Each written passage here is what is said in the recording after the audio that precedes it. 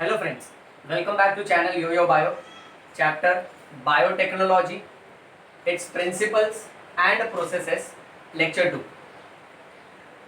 बच्चों समझो for example ये रेक्टेंगुलर शेप सेल है और ये रेक्टेंगुलर शेप दूसरा सेल है। अब इस सेल में ये ऊपर का जो शेडेड पार्ट है, समझो ये इंसुलिन बनाने वाला जीन है। उस जीन को हमने तोड़ के निकाला और ये दूसरे सेल का जो नीचे वाला पार्ट है उसके साथ ज्वाइन कर दिया और फिर इस कंबाइंड डीएनए को हम लोग वापस से इस सेल में डालते हैं। ये एक बैक्टीरिया का सेल है जिसका नाम है Escherichia coli, also called as E coli. फिर हो क्या रहा है कि ये बैक्टीरिया खुद ब खुद डिवाइड हो रहा है और ये मुझे ढेर सारे बैक्टीरिया दे रहा है। अब इन सभी बैक्टीरिया में ये जो इंसुलिन वाला जीन था वो जीन प्रेजेंट है और इन सभी बैक्टीरिया के अंदर फिर इंसुलिन बनने लगता है। अब बात ऐसी है कि इंसुलिन की कमी से होती है बीमारी जिसका नाम है डायबिटीज। अब डायबिटीज के पेशेंट को इंसुलिन की जरूरत है और इंसुलिन हम सब के पैनक्रियाज में नेचुरली बनता है, प्राकृतिक रूप से बनता है। तो अगर डायबिटीज वाले पेशेंट को इंसुलिन देना है तो हम दे कहां से, क्योंकि वो तो नेचुरली बनता है सबके बॉडी में। तो आज के तारीख में कैसा होता है ना कि ह्यूमन के सेल में से, समझो ये ह्यूमन का सेल है, पैनक्रियाज का एक सेल है जिसको हम बोलेंगे beta cells of islets of Langerhans of pancreas. उसमें से इंसुलिन वाला जीन निकाला जाता है और उसको बैक्टीरिया के जीन के साथ जोड़ दिया जाता है, फिर दोबारा उसको बैक्टीरिया के सेल में डाल दिया जाता है। फिर ये बैक्टीरिया जब जब डिवाइड होगा तो इंसुलिन वाला जीन भी डिवाइड होता है और ये इंसुलिन वाला जीन इस बैक्टीरिया के अंदर फंक्शन करने लगता है और ये बैक्टीरिया हमको इंसुलिन बना के देता है। यस बच्चों, इसीलिए चैप्टर का नाम है बायोटेक्नोलॉजी। ये बायोटेक्नोलॉजी में होता क्या है, इट इन्वॉल्व्स अ टेक्नोलॉजी जहां पर लिविंग ऑर्गेनिजम्स और enzymes from living organisms are used to form products and processes which is useful to human।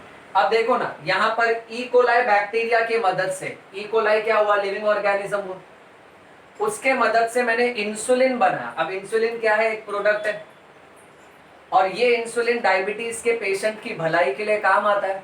So it is useful to humans.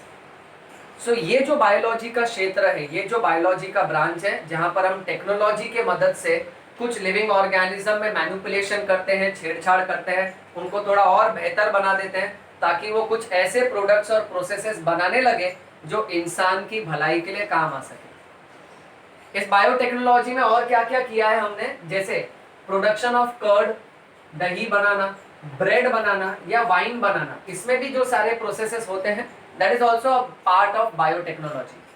Biotechnology के कुछ और एग्जाम्पल, सबसे कमाल का एग्जाम्पल है IVF, which stands for in vitro fertilisation.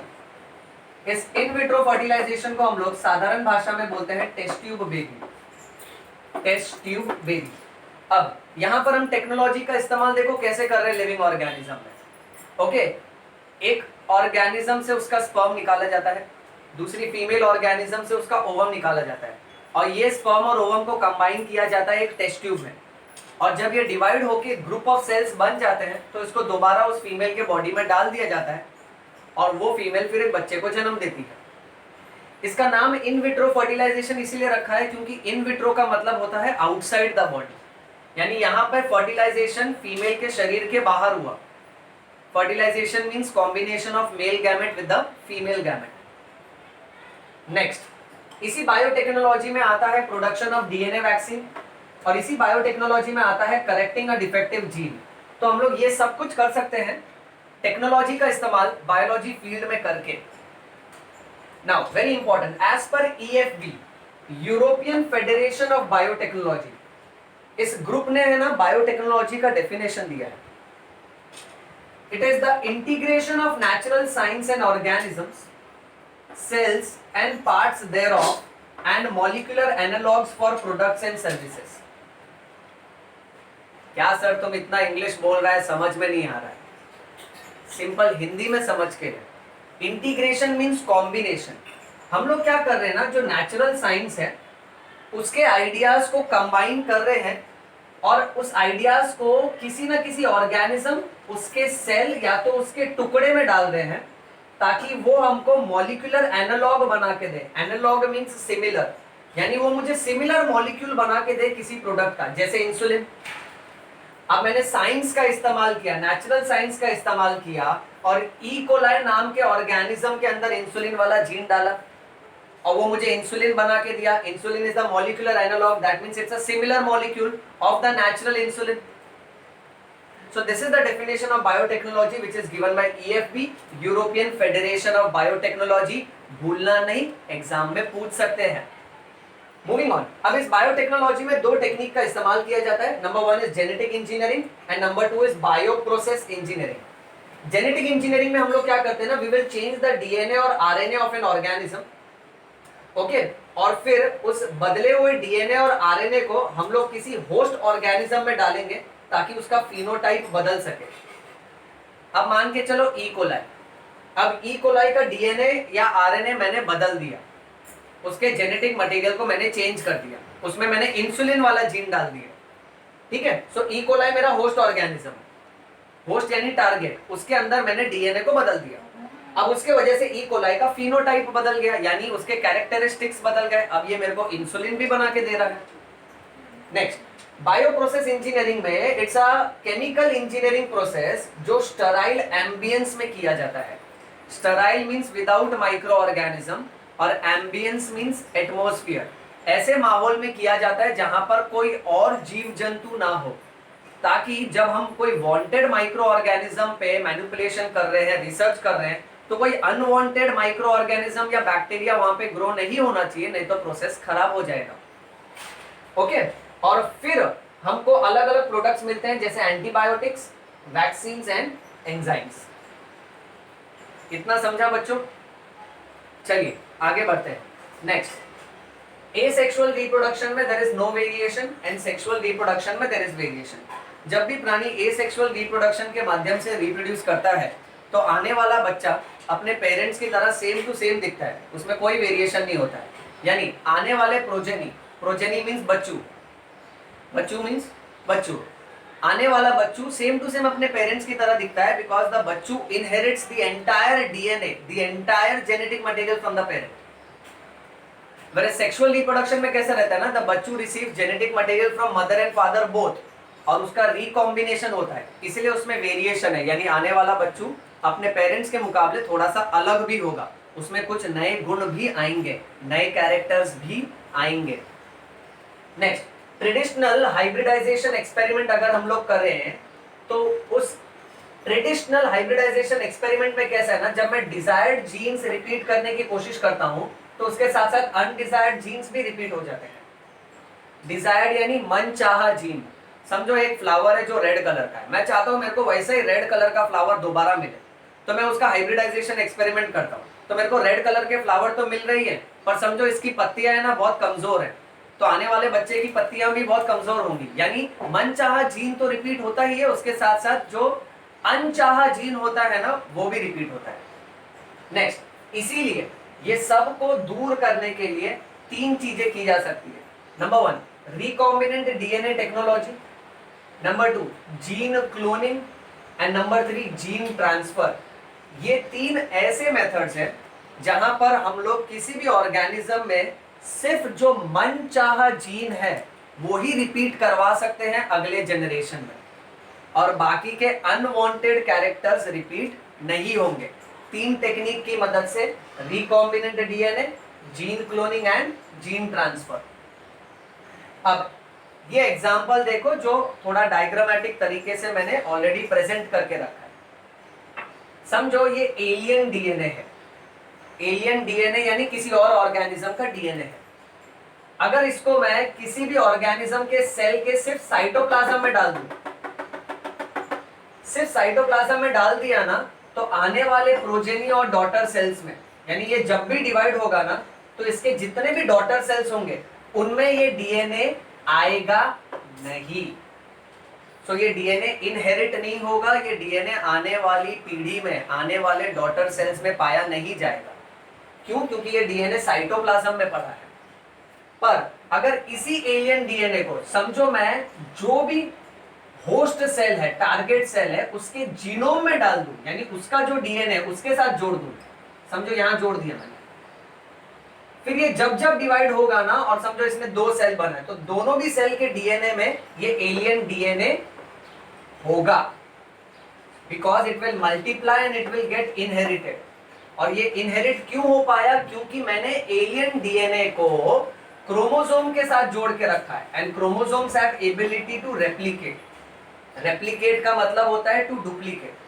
तो साधारण भाषा में ये समझ के लो कि अगर कोई भी एलियन डीएनए हम लोग किसी भी दूसरे सेल के साइटोप्लाज्म में डालते हैं, तो वो एलियन डीएनए रिपीट नहीं होगा आने वाले डॉटर सेल्स में। और अगर हमको उसको रिपीट करवाना है तो उस एलियन डीएनए को हमको जीनोम में डालना रहेगा। Genome means the genetic material. Genetic material में you will find chromosome. Chromosome से अगर उसको जोड़ दिया ना, क्रोमोसोम से एबिलिटी टू रेप्लिकेट, तो आने वाले सारे डॉटर सेल्स में वो एलियन डीएनए पाया जाएगा। Now, on chromosome there is a specific DNA sequence which is called as origin of replication, ORI। ये शॉर्ट फॉर्म याद रखो कि कोई भी एलियन डीएनए को अगर मैं क्रोमोसोम पे डालता हूं, और क्रोमोसोम पे डालने की वजह से वो रिपीट होता है, क्योंकि हर क्रोमोसोम के ऊपर there is a specific DNA sequence जिसको बोलते हैं origin of replication. Okay, DNA का एक टुकड़ा रहता है जो ओरिजिन ऑफ रेप्लिकेशन कहलाता है, और उसके वजह से जब जब सेल डिवाइड होता है तो क्रोमोसोम डिवाइड होगा और वो एलियन डीएनए भी डिवाइड होगा। Remember ORI, that is origin of replication.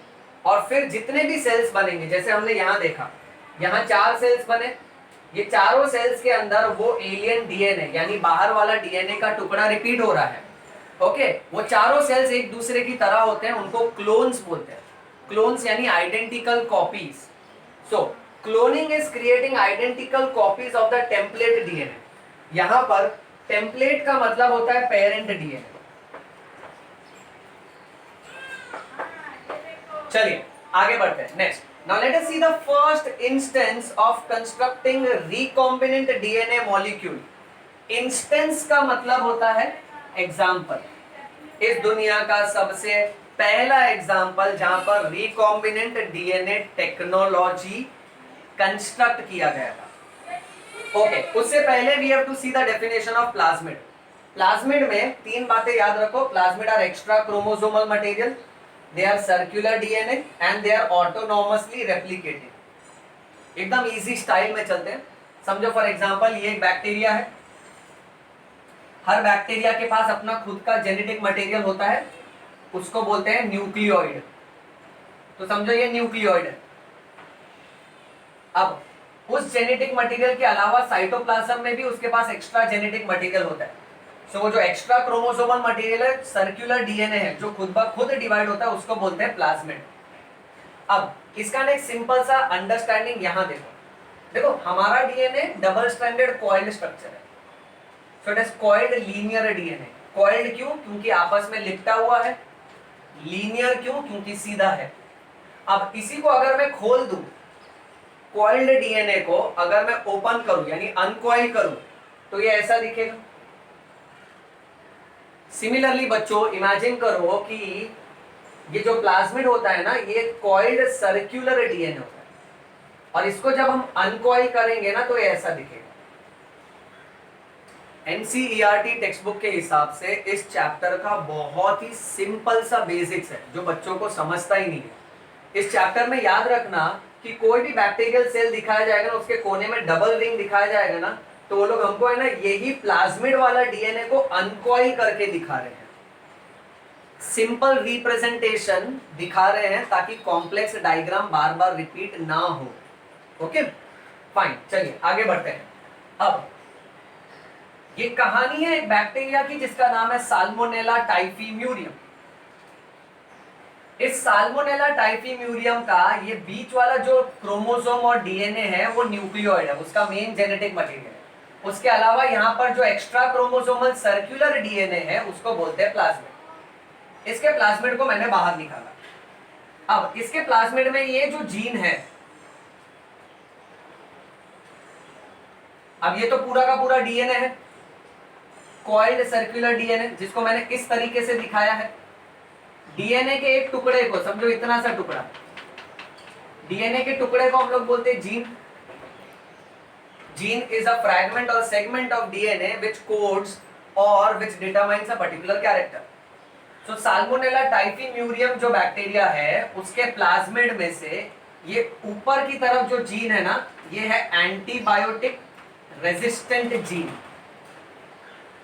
तो इस जीन को मैंने काट लिया यहां से। सर इसको काटोगे कैसे? अच्छा, डीएनए को काटने के लिए जो एंजाइम्स काम में आता है उसका नाम है restriction endonuclease. That is why this enzyme is also called as biological scissor, biological knife, biological scalpel. Scalpel वो छोटा सा ब्लेड नहीं आता जो डाइसेक्शन के काम आता है बायोलॉजी में। सो डीएनए को काटने वाला जो एंजाइम है उसको रिस्ट्रिक्शन एंडोन्यूक्लियस बोलते हैं। सो इस केमिकल की मदद से मैंने साल्मोनेला टाइफीम्यूरियम बैक्टीरिया का जो एंटीबायोटिक रेजिस्टेंट जीन है, यानी ऊपर का जो येलो वाला पार्ट है, उतना जीन काट दिया। Okay, next. अब दूसरा एक बैक्टीरिया है जो साल्मोनेला टाइफीम्यूरियम के जैसा ही है, जिसका नाम है ई कोलाई, फुल फॉर्म है एसेरिचिया कोलाई। अब इसके प्लाज्मिड को भी मैंने काट दिया। अब इसका जो लोअर पार्ट है उसमें मैंने इसका एंटीबायोटिक रेजिस्टेंट वाला जीन, ये ऊपर वाला जीन इसमें ऐड कर दिया। तो तू देख सकता है ये एंटीबायोटिक रेजिस्टेंट वाला जीन है, येलो वाला, और नीचे की तरफ ई कोलाई का अपना खुद का जीन है। तो अब जो डीएनए बन रहा है ना, जो ये दोनों के कॉम्बिनेशन से बना है, इसको हम बोलेंगे rDNA, full form recombinant DNA, which is also called as chimeric DNA. अब ये रिकॉम्बिनेंट डीएनए को मैं वापस से ई कोलाई के अंदर डाल दूंगा। तो यहां देखो मैंने ई कोलाई के अंदर डाल दिया। अब इस ई कोलाई के पास ये एंटीबायोटिक रेजिस्टेंट जीन है जो साल्मोनेला टाइफीम्यूरियम बैक्टीरिया का है, और नीचे का हिस्सा अपना खुद का है उसके पास। अब ये प्लाज्मिड जिसमें नया जीन आया है क्या करेगा, जब जब ये पूरा सेल डिवाइड होगा, समझो ये ई कोलाई डिवाइड हुआ और 4 डॉटर सेल्स बने। डॉटर सेल्स यानी प्रोजेनी, प्रोजेनी यानी बच्चू। तो 4 बच्चू सेल्स बने हैं, तो चारों के अंदर ये वाला जीन रिपीट हो रहा है, क्योंकि प्लाज्मिड इज ऑटोनोमसली रेप्लिकेटिंग, खुद ब खुद रेप्लिकेट होता है, डिवाइड होता है। तो यहां प्लाज्मिड क्या कर रहा है ना, इसका plasmid desired gene, antibiotic resistant gene को कैरी कर रहा है। क्योंकि वो उसको कैरी कर रहा है, वो कैरियर है, ऐसे कैरियर के लिए the better word is vector. So plasmid is working like a vector. जैसे मलेरिया नाम की बीमारी में मलेरिया के जो जंतु होते हैं, छोटा छोटा माइक्रो ऑर्गेनिज्म जिसका नाम है प्लाज्मोडियम, प्लाज्मोडियम का वेक्टर होता है फीमेल एनोफिलस मॉस्किटो, यानी मच्छर एक कैरियर मीडियम का रोल निभाते हैं जिसके अंदर वो जंतु होते हैं। उसी तरह से ये जो प्लाज्मिड है, okay, the plasmid is acting as a carrier for the desired gene. तो ये वाला जीन मैंने प्लाज्मिड में डाल दिया, और प्लाज्मिड जब जब सेल डिवाइड होगा तो प्लाज्मिड खुद ब खुद वो जीन का भी एक्स्ट्रा कॉपी बना के दे देगा। अब यहाँ पे 3 पॉइंट बहुत जरूरी है। जब भी हमको डीएनए को काटना रहेगा ना, तो कौन सा एंजाइम, रिस्ट्रिक्शन एंडोन्यूक्लियस। फिर इस कटे हुए टुकड़े को इस कटे हुए टुकड़े के साथ जोड़ना रहेगा, तो कौन सा एंजाइम, लाइगेज।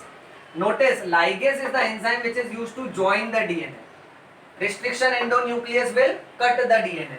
फिर उसके बाद जब उसको ई कोलाई में डाल देंगे तो ई कोलाई डिवाइड होगा बहुत सारे डीएनए में, और ये डीएनए का मल्टीपल कॉपीज क्यों बन पाएगा, because of enzyme DNA polymerase. So DNA polymerase क्या करेगा, डीएनए का मल्टीपल कॉपीज बना के देगा हमको।